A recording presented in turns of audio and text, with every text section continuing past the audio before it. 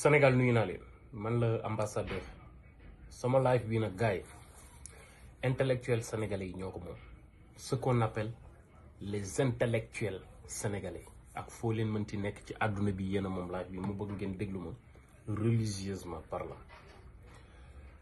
Vous saviez que suñu réew mi notre pays est chamboulé par un débat vraiment de caniveau parce que on a laissé le débat, nos interlocuteurs, ce sont des médiocres. Nous avons, nous, laissé le débat, la médiocrité.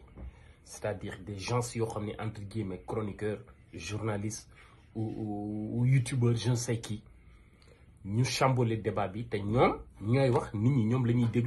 donc ils sont obligés, eux, d'orienter ou d'influencer la jeunesse.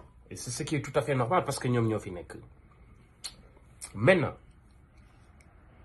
suñu maam yi ñoom dañu am ñun chance boo xam ne ñoom amuñu ko woon parce que y a 40 20 ou 25 ans 15 ans ci ginnaaw amuñu woon l'explosion de la technologie boo xam ne doon na leen mën a permettre ñu propager ñoom seen ay désir c'est-à-dire li ñu bëggoon a wax te ñoom waroon nañoo mën a wax.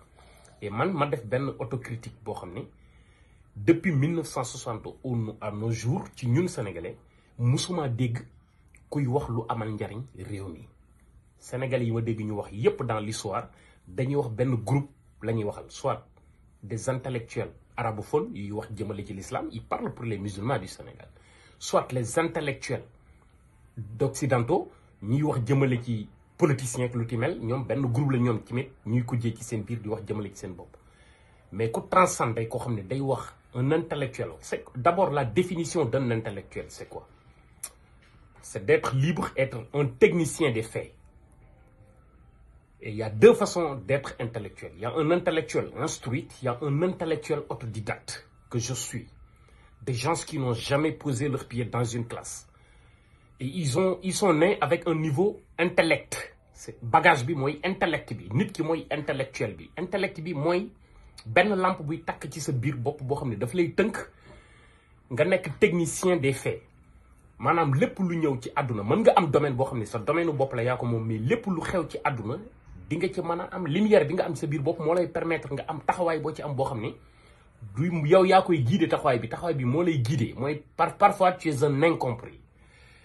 Et mais avantage bi ñun intellectuel autodidacte yi avantage bi ñu am mooy le fait de ne pas être instruit c'est-à-dire le fait de ne pas aller à l'école créer dans nous un vide boo xam ne benn vide boo xam ne daf ñuy combler ñu transcender c'est-à-dire du ñu mën a réfugier dans une langue de bois défendre ce qui est indéfendable protéger ce qui n'est pas ce qu'on doit pas protéger wala ñu làqatu foo xam ne parce que positionnement bu ñu am moo ñuy permettre ñu bëgg a waxee déedéet parce que ni ñuy waxi moo ñuy guider moo tax lu mu metti ni muy ñëwee noonu lañ koy waxee parce que ñàkk jàng gi moo koy def moo ñu compléter. Par contre intellectuels yi nga xam ne c'est des intellectuels de formation d'éducation ñoom dafa am benn luxe bu muy mottali ci ñoom njàng mi ba am na yoo xam ni daf leen koy jombalee donc suñu différence looloo koy waral moo waral ñun en général nous sommes tout le temps quand l'histoire arrive au bout nous sommes tout le temps des solutions pour